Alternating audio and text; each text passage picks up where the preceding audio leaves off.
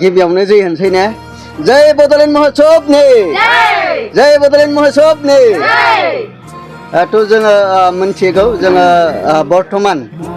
जि 15 आरो 16 नभेम्बराव जानो गोनां निउ दिल्लीनि जि इन्दिरा गान्धी साइ इनडोर स्टेडियाम बेवहाय जोङो थांगासिनो दङ 12 तारिख मैयानिफ्राय जोङो राङापारा रङिया आरो बङाइगाव बे मोनथाम स्टेशनाव गाखोनानै नैबे स्पेशल ट्रेन टु बड'लेण्ड महउत्सब बेवहाय जोङो गासै 1950 1950 जोङो गासै UPPL हान्जा बा बर' थुनलाइ आफाद एबसु बिदिनो बर' दुलाराय बर' हारिमु आफाद बेबायदि साहित्य सभाजों जयै बेबायदि जों थांगासिनो दङ मोजाङैनो थांगासिनो दङ जोबोद फुर्तिजों रंजा बाजा जों थांगासिनो दङ जानाय लोंनाय एफा एनै बिदिया जाखायो बेफोर जेबो नङा जों गोजोनै थांगासिनो दङ आरो मोजाङैनो सहैगोन होननानै मिजिंथिदों दा बेवहाय फिसा बेला एसे जाथायबो जादों दहाय साप्रा स्टेशनावहाय जोंनि मुनिम हाज'वारि होननाय सासे साहित्य सभानि मावथि प्रिन्सिपाल होननानै मिथिदों बिथाङा सेन्देल बायनो थांदोंमोननो दा बेवहाय बिथाङा थाबोनो गोनां जादोंमोन नाथाय जों लोगो फन खालामनानै जोङो बिथांखौ थानानिफ्राय उद्धार खालामबाय आरो उद्धार खालामनानै बिथाङा दा गोजोनै दङ आरो नैबे जितु अरुणाचलनिफ्राय ट्रेन फैबाय थादों बेवहाय आरामै बिथांखौ दैखांनानै हरगोन आरो बेजों लोगोसे जोंनि ट्रेनजों दहाय बे साप्रा स्टेशन एसे सिगाङावहाय गुबुन बे ओनसोलनि लकेलनि मानसि सौग्रावनानै सासे गोलैनायखौ जों नुदों बाखि जोंनि जिखिनि गासै 1950 जार्नि थिगानो फैबाय थादों सोरबा साफा सानै एसे लोमजादों बिनि थाखाय मेडिकेलनिबो बेबस्था दङ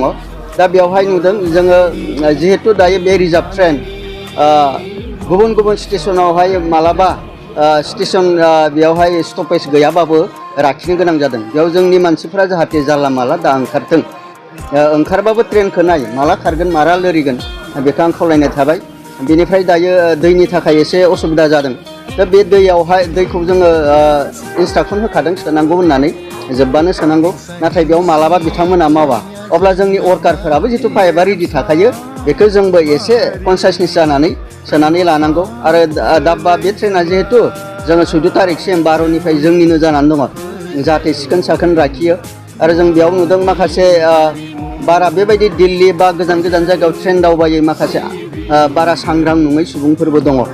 बिथांमोनखौ जाहाथे जोंनि दैदेनगिरिफोरा सांग्रां खालामो आं दहाय बर' थुनलाइ आफादनि गाहाय नेहाथारि बिथांजोंबो आं सावरायहरदों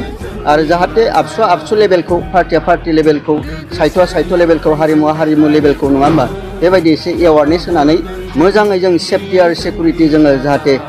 दिल्लीयाव सहैयो आरो प्रग्रामखौ मोजाङै जाफुंहोनो हायो बेखौनो मिजिंथिदों आरो नोंथांमोनाबो फकास खालामबाय थादों जोबोद थेंक इउ जानाय लोंनाय बयबो एसे एनै खस्थ' जादोंबाबो बेखौ जों सहायनांगोन आरो एनि प्रब्लेम जोङो कन्टेक्टआव थालायबानो बिनि सलुसना दंखायो जेबो टेनसन गैया गोजौ लेभेलसिम माने बे ट्रेनखौ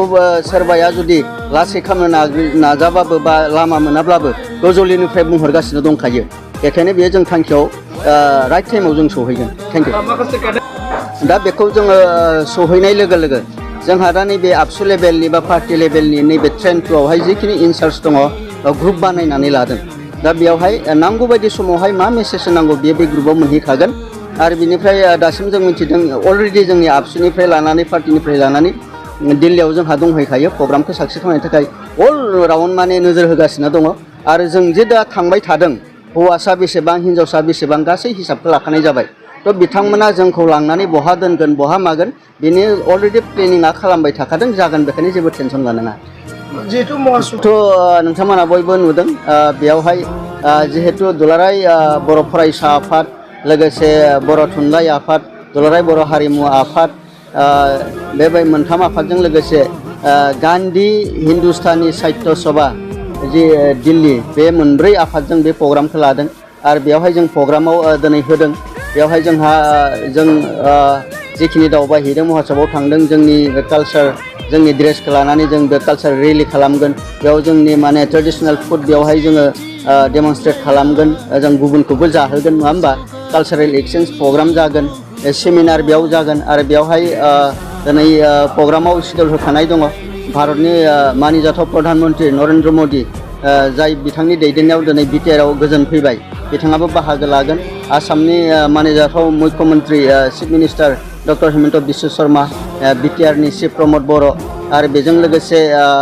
जोंहा बे नर्थ इस्टनि माखासे एमपिफोर दङ अरुणाचलनि मेघालयनि बेबायदि एमपि बिथांमोनाबो आसामनि पबित्र मार्घेरिटामोन बिथांमोनाबो बाहागो लागोन बेबायदि प्रग्रामाव जिखिनि गेदेमा आलासिफोर होदों बिथांमोना बयबो बाहागो लागोन होननानै मिजिंथिदों आरो बेजों जोंनि बिटिआरआव जे दिनै गोजोन फैबाय आरो दिनै बे बिटिआर हालामा गुबुन गुबुन जाथि माहारिखौ लानानै जोबोद गोख्रै प्रमद बर' बिथांनि दैदेननायाव दिनै जौगालांगासिनो दङ आरो दिनै बेयाव गोजोन फैनाय लोगो लोगो फारफ्रोमबो बिथिङाव स्पर्ट्स कालचार लेंगुवेज गासै बिथिङाव जौगानो हमदों बे बाथ्राया निस्सय बेवहाय फकास जागोन फोसावजागोन आरो बे फकास जानायनि उनाव जोंखौ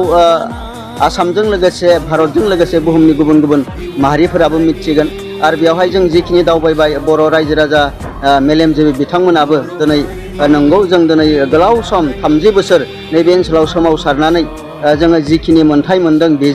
बेखौ लानानै जों जौगालांनांगोन आरो जोङो दिनै सोमावसाराबा नैबे जे हाथियार दैनाय बा डेम'क्रेटिक आन्दलननि अनगायैबो जोङो मेलेमजोंबो जे माखासे खामानि मावनानै जाथिनि गांनाय उखैनाय दाबि दावाखौ जोङो सुफुंनो हायो बेबो मोनसे एजेन्डा आरो बियो एसे भारतारि हिसाबै जे माने नेशन बिल्डिंनि बे मोनसे पार्ट दा बे हिसाबै जोङो गोलाव सम सोमावसारनायाव जोङो मालाबा भारत हादरनि हेंथायैनो जों बुंनो गोनां जादोंमोन नङा होमबा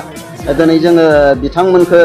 दुसिनानै दाबि खालामनानै डिमान्ड खालामनानै जों जिथु एकर्ड खालामबाय आरो बिथांमोना जोंनो मोन्थायखौ दिनै 100% नङाबाबो दिनै 70-80% होबाय आरो माखासे जे जोंहा जेंना दंबयो बे जेंनाफ्राबो बेयाव डिसकास नङाबाबो दिनै 70-80% होबाय आरो माखासे जे जोंहा जेंना दंबयो बे जेंनाफ्राबो बेयाव डिसकासन जागोन दा बेखायनो बे गासै